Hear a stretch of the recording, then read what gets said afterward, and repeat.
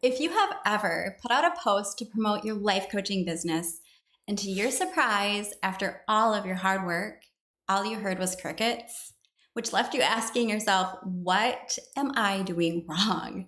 Chances are that you have posted one of the 10 posting styles that we're about to share with you that just simply do not work for life coaches who want to market themselves and connect with people in an authentic way. After 25 years of being a successful professional coach and helping people every single day, I've learned what not to do that causes you to feel frustration, feeling stuck and all alone in the coaching business, to actually what to do that works. And I learned this through a lot of trial and error, which is why we are making these videos to help you save time, money, and energy by learning from our mistakes and experience.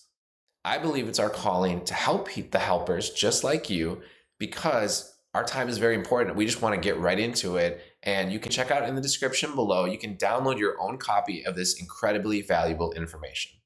All right, let's get right into it. We're going to tell you the top 10 posting styles that simply do not work when you want to have authentic posts that convert into paying clients. Number 1, the cartoonist. The cartoonist is when a coach posts an inauthentic, synthetic, artificial intelligence, AI-generated cartoon image of themselves that is supposed to represent them much like a high school mascot. So what are we consciously communicating here? So I'm sure you've seen posts like this. You might have done posts like this. Consciously it communicates, look at me, like, I'm fun, I'm hip, I'm cool, I'm doing the new unoriginal thing. Like, that's what it's communicating. And if it's just for funsies, for personal, that's one thing. But if you're actually trying to convert, you want to be professional, it is not getting the job done.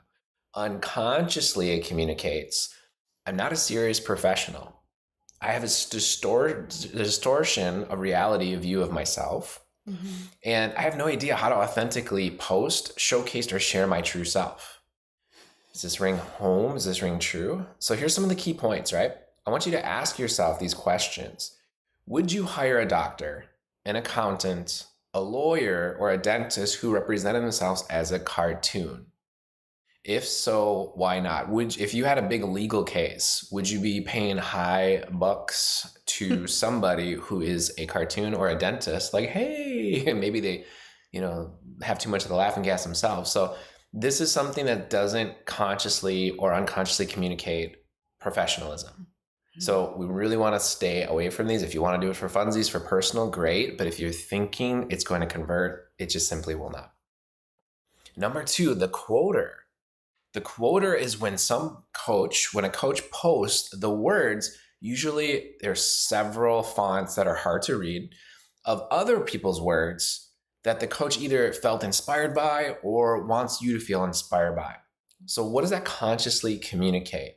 It consciously communicates, look at what this person said.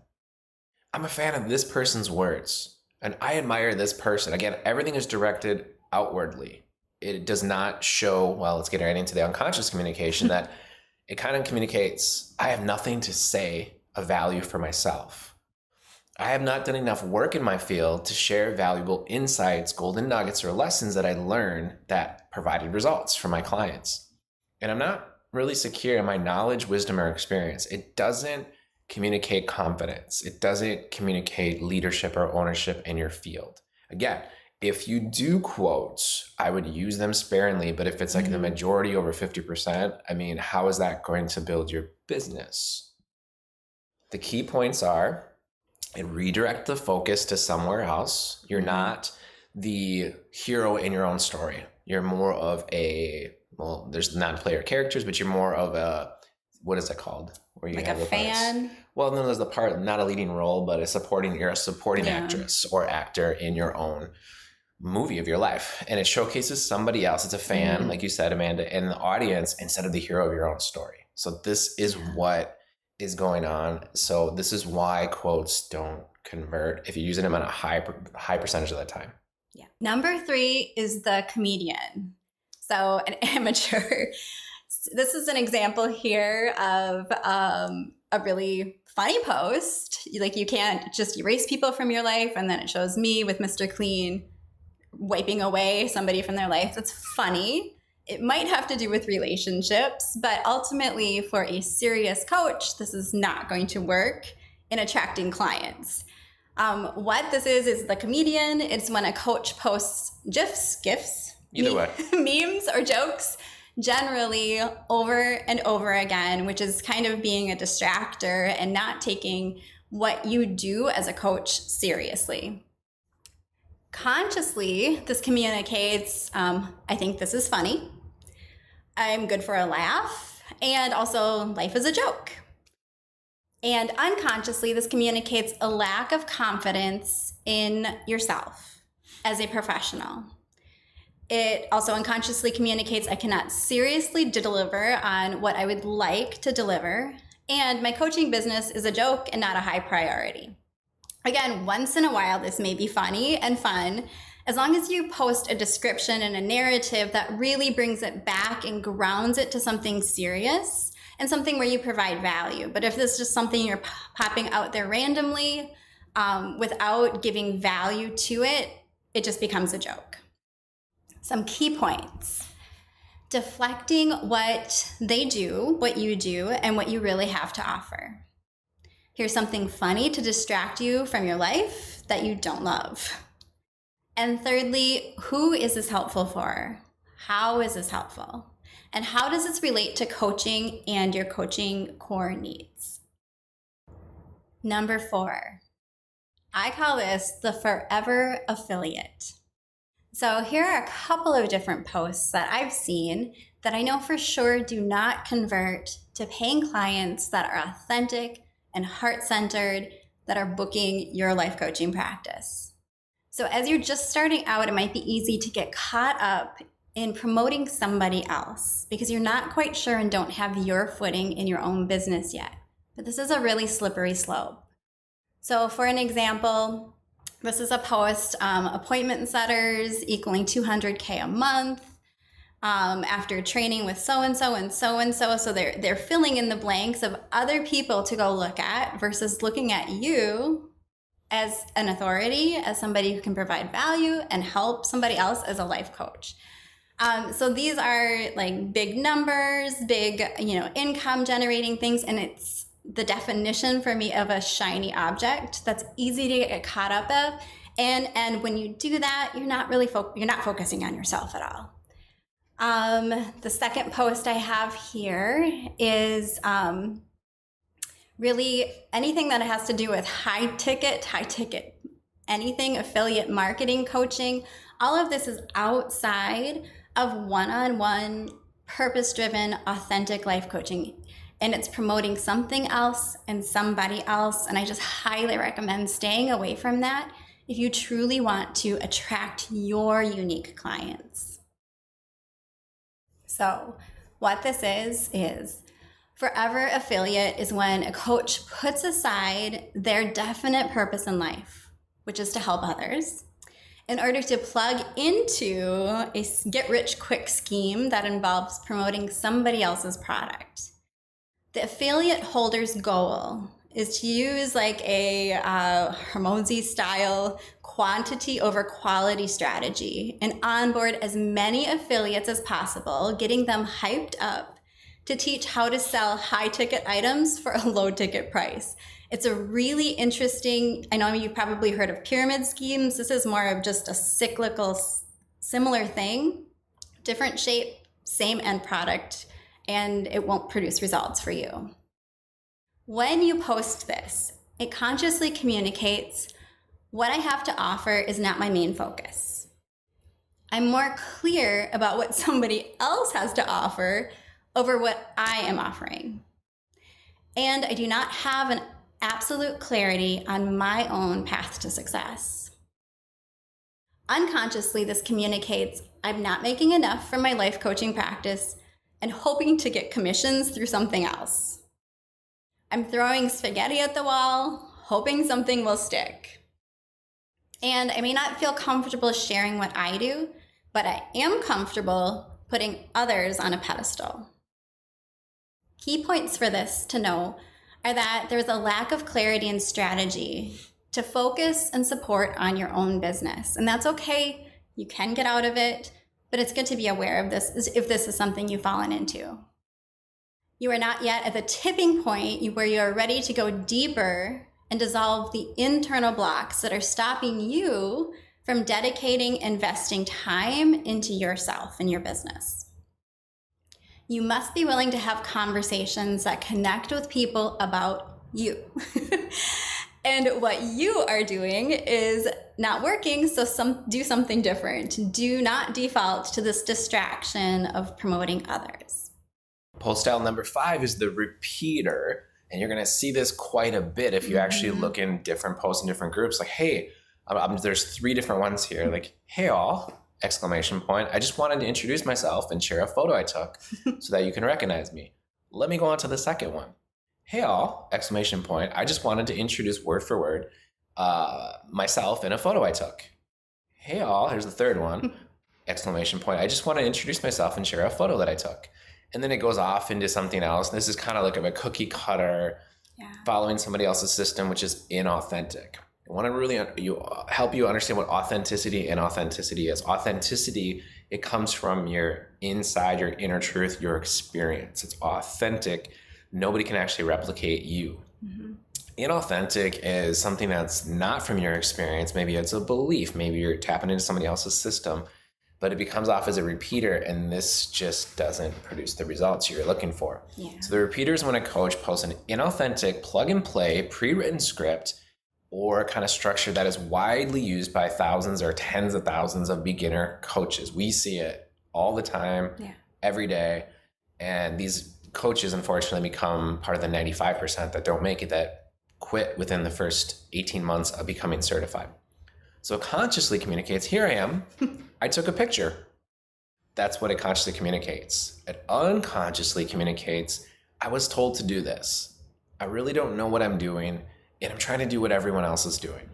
There's the trying piece. But the key points for this, it's a plug and play, is synthetic, meaning it's not authentic, it's not original, it's not personal, it's not unique, and it's not coming from you, your true self. It's more of a follower energy, do as I'm told, which is not what you're internally guided to do. Again, how can you be a leader if you're not leading? How can you be an authority if you haven't broken and solved a certain amount of your own puzzle and not helping other people solve their puzzle as well? So let's take a second, and I want to ask you, have you ever tried to post like one of these posts that we've just described? It's okay if you have. And awareness of it is actually what's going to get you to the other side of it. So please let us know if you have done this and what kind of results you got in the comments below. Post style number 6 is the robot. The robot is when a coach posts an inauthentic, computer-generated image. Now, there's a little bit difference with the cartoonist. The cartoonist is they represent themselves as a cartoon. This is more about the post. It's AI generated. It's a definition of synthetic. It is a new thing, but it's not going to convert for authentic. Like, how can you put inauthentic material and content out there and want to get authentic people? So it consciously communicates, look at this image that I think is cool. Look at what my computer did or this program, right? Unconsciously, it communicates, I'm not sure how to connect with people in reality. I'm afraid to put my true self out there. I'm moving further away from my ideal clients and my God-given purpose. Like, where do they say AI in the Bible? Where do they talk about it in spirituality? It's just its new thing. And again, we're not completely knocking AI. We personally don't use it because we don't need to, because we actually connect with people in real life with our clients from the value that we add. And that's what just really works. So AI generated key points. Here are the graphics. They feel dead without a soul or a heart. It will repel empaths and people who can read energy, which is your ideal client, which is people that are sensitive like you. And AI is generally reality. It's a distortion of reality. So AI reality is actually a distortion of reality. This isn't reality as it is. All right. Number 7, the false master coach. So this is somebody who is offering a variety of services above their training and experience level in the hopes that it will eventually be true, but it is currently false. Here's an example of a website that I came across, and it is an inner mastery package that includes a lot of different things. And this person went out and received their training in about 2 weeks or so, and suddenly has a mastery package. We know from experience that actual mastery, to experience it and embody it, and then learn how to transfer it and teach it, takes more than 2 weeks. It takes about 105,000 hours to become a master at anything. Once that to sink in, 105,000 hours of investment in your life in a particular area of life to become a master. So this is a really great example of a false master coach that is offering a package or something that they probably read or heard about that sounds like a good idea from something external, but the actual depth and value of whatever this is not going to be there. What it is 1 month ago, this person had no idea where to start in becoming a life coach or finding clients. And a short few weeks later, they're offering a life mastery package. Or we've even seen people teaching life coaches how to get clients when they have maybe coached 3 to 6 people themselves over the past 3 years. These are some things that we're actually meeting with people and talking with them and problems they're having. And then they go out and they find somebody who will teach them how to become an expert, teach other people how to do these things. And it's just false. It's a lot of false things, and it would cause a lot of problems for life coaches and the reputation of it as a profession. Consciously, this communicates inauthentic, hopeful confidence. I don't know what I'm doing, but I'm hoping to do it on you at a rate that does not match my experience or the value that I'm going to provide. And number 3, I'm guessing what my services should be, and someone told me to do this to make the most amount of money. Unconsciously, this communicates I'm willing to be a flash-in-the-pan coach that does not stand the test of time. I came out of nowhere quickly, and it will fade away equally as fast. I'm not willing to do the work it takes to build a solid foundation, and I'm not planning on my clients to stick around and receive any real transformation. I'll collect my fees, I'll put my clients through a plug-and-play program somebody else taught me. No transformation. Some key points are this. This is not for transformational, purpose-driven life coaches that want to make a big difference in the lives of their clients. A large percentage of the life coaches that fall into this category will burn out within the first 3 years because there's no substance or integrity. Many of these coaches buy followers or subscribers to keep up an influencer type facade. And if you found that you've actually or accidentally fallen into this category, it's okay to course correct and learn to be more authentic. Be okay with starting out at the beginning and creating a solid foundation to earn your experience and mastery. Number 8 is the influencer.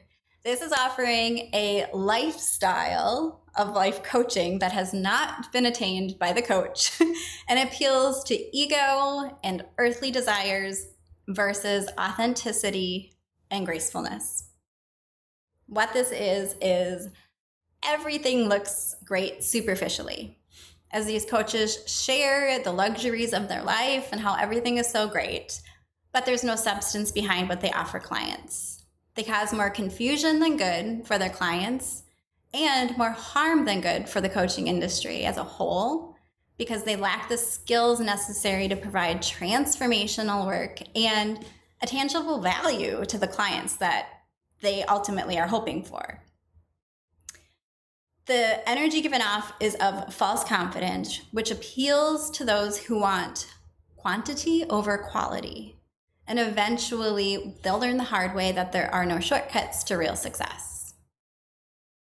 Consciously, this communicates, I have what you want, and you must be willing to pay VIP prices to work with me.